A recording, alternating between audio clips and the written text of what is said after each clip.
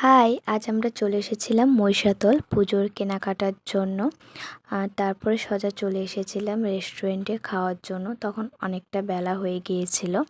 তো আমরা নিয়ে নিয়েছিলাম একটা বিরিয়ানি আর চিকেন কষা।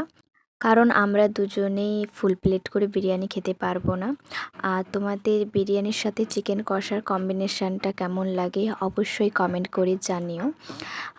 তারপরে আমরা এখানে খাওয়া দাওয়া আর আড্ডা চলছিল। আর আমি বলছিলাম যে আমি হাতে খাচ্ছি, এটা কেমন লাগছে ভিডিওতে। তো বলছিল যে এটা কোনো ব্যাপার নয়, হাতে খাওয়াই এটাই কমফোর্টেবল।